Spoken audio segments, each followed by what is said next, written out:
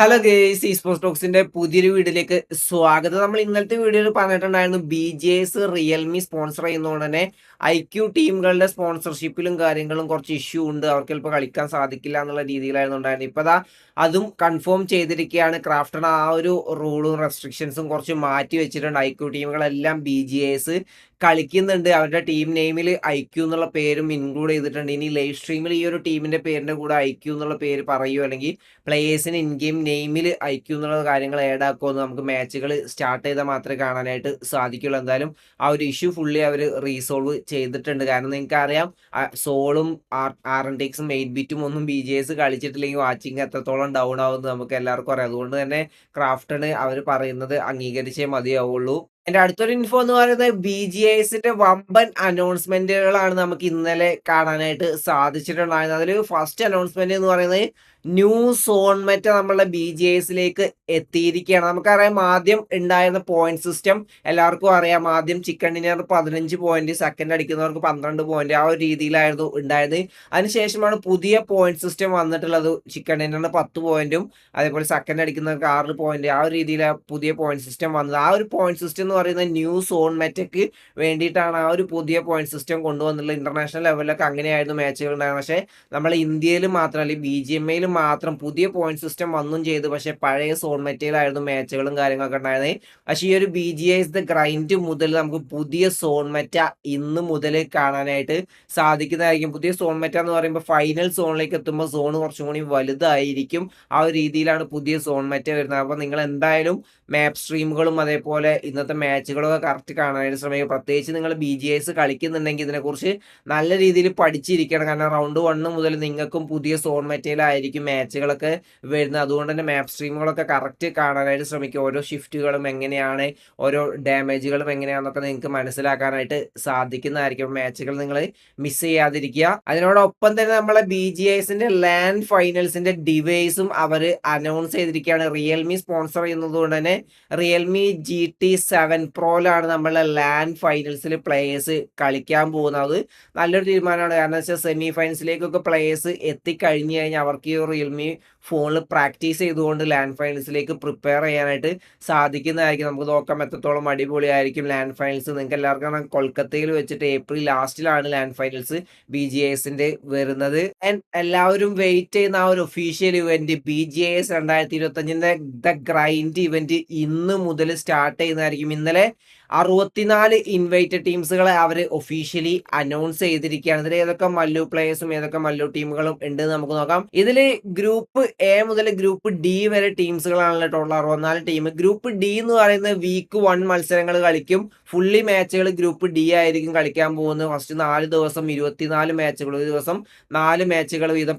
പിന്നീടുള്ള അടുത്ത week group C, പിന്നീടുള്ള അടുത്ത വീക്ക് ഗ്രൂപ്പ് B, പിന്നീടുള്ള ലാസ്റ്റ് വീക്ക് ഗ്രൂപ്പ് A, ആ ഒരു രീതിയിലാണ് ഉണ്ടാകുന്നത്. അപ്പൊ ഗ്രൂപ്പ് ഡിയിൽ നമ്മൾ നോക്കുകയാണെങ്കിൽ ഇന്ന് മാച്ചുകൾ സ്റ്റാർട്ട് ചെയ്യുന്നതായിരിക്കും. ടോപ്പ് ടീമായുള്ള വൈൽഡ് ഫാങ്സ് നമ്മളെ ഈ ഒരു ഗ്രൂപ്പ് ഡിയിൽ കളിക്കുന്നുണ്ട്. VST കളിക്കുന്നുണ്ട്. അതുപോലെ തന്നെ നമ്മളെ മലയാളി പ്ലെയർ ആയിട്ടുള്ള ഈവിള് കളിക്കുന്ന GenXFM നമ്മൾ ഈ ഒരു ഗ്രൂപ്പ് ഡിയിലാണ് കളിക്കുന്നത്. 4 ദിവസം ഉണ്ടാവും, 24 മാച്ചുകൾ. ഇതിൽ നിന്നും ടോപ്പ് 8 ടീമുകൾ നമ്മളെ റൗണ്ട് 2ലേക്ക്, അതായത് BGSന്റെ റൗണ്ട് 2ലേക്ക് ക്വാളിഫൈ ആവും. ബാക്കിയുള്ള 8 ടീമുകൾ, അതായത് ബോട്ടം ടീമുകൾ റൗണ്ട് 1ലേക്കും ക്വാളിഫൈ ആവും. അതായത് ഒരു ടീമും ഈ ഒരു ഗ്രൈൻഡിൽ നിന്നും പുറത്താവുന്നില്ല. ഇൻവൈറ്റഡ് ടീംസുകൾക്ക് പിന്നെയും ചാൻസ് കിട്ടുന്നുണ്ട്. ആരും പുറത്താവുന്നില്ല ഇൻ ഗെയിം ക്വാളിഫയേഴ്സ് കളിക്കുക, ആ ഒരു രീതിയിലേക്കൊന്നുമില്ല. അവർ ടോപ്പ് 8 എത്തിയാൽ അടുത്ത റൗണ്ടിലേക്ക് പോകും. ബോട്ടം 8 ആണെങ്കിൽ റൗണ്ട് 1ലേക്ക് പോകും. ആ ഒരു രീതിയിലാണ് ഈ ഒരു ഗ്രൈൻഡിന്റെ സ്ട്രക്ചർ വന്നിട്ടുള്ളത്.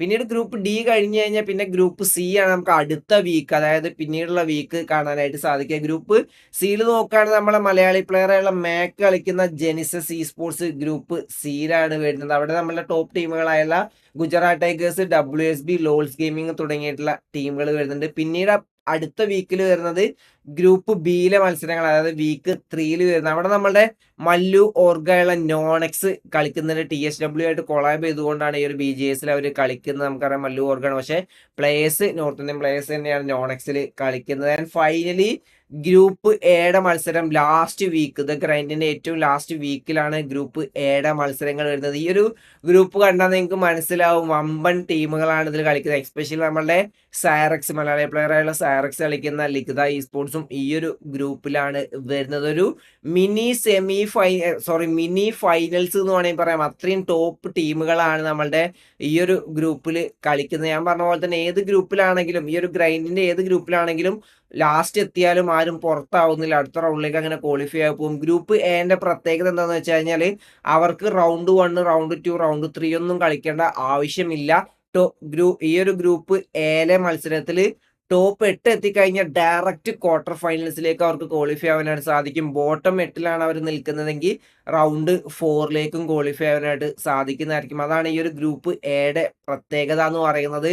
അങ്ങനെ ഈ ഒരു BGS ഗ്രൈൻഡിൽ 64 ടീമുകൾ നമ്മൾ നോക്കുകയാണെങ്കിൽ ഒരു പ്രോപ്പർ മല്ലു ലൈനപ്പിനെ നമുക്ക് കാണാനായിട്ട് സാധിക്കില്ല. ഈവിളും മാക്കും സാറക്സും ഇൻഡിവിജ്വൽ ആയിട്ട് കളിക്കുന്നുണ്ട്. അതുപോലെ തന്നെ നോണെക്സ് ഒരു മല്ലു ഓർഗും കളിക്കുന്നുണ്ട്. അല്ലാതെ പ്രോപ്പർ ആയിട്ടൊരു മല്ലു ലൈനപ്പ് നമുക്ക് ഈ ഒരു ഗ്രൈൻഡിൽ കാണാനായിട്ട് സാധിക്കുന്നില്ല. അതിലെടുത്തു പറയേണ്ടത് നമ്മളുടെ സ്പൈ, കാലൻ, അഫു കളിച്ച ആ ഒരു ലൈനപ്പ് നിങ്ങൾക്കറിയാം ഇപ്പൊ LHSൽ ജോയിൻ ചെയ്തിട്ടുണ്ട്. എന്നിട്ട് പോലും അവർക്ക് ഈ ഒരു BGSലേക്ക് ഇൻവൈറ്റ് കിട്ടിയിട്ടില്ല. 3 പ്ലേയേഴ്സ് നമ്മളെ BGSന്റെ ഫൈനൽസ് കളിച്ച പ്ലേയേഴ്സ് ആണ്. എന്നിട്ടും അവർക്ക് ഇൻവൈറ്റ് കിട്ടുന്നില്ല. അപ്പൊ എന്ത് ബേസിലാണ് ഇവർ ഇൻവൈറ്റ് കൊടുക്കുന്നതെന്ന് ഇപ്പോഴും മനസ്സിലാവുന്നില്ല. കാരണം നിങ്ങളിപ്പോൾ ഇൻവൈറ്റ് കൊടുത്ത ലിസ്റ്റിൽ നോക്കിക്കഴിഞ്ഞാൽ ലാൻഡ് ഫൈനൽസ് കളിക്കാത്ത ഒരുപാട് ടീമുകൾക്ക് ഇൻവൈറ്റ് കിട്ടിയിട്ടുണ്ട്. പക്ഷെ നമ്മളുടെ പ്ലേയേഴ്സിന് മാത്രം കിട്ടിയിട്ടില്ല.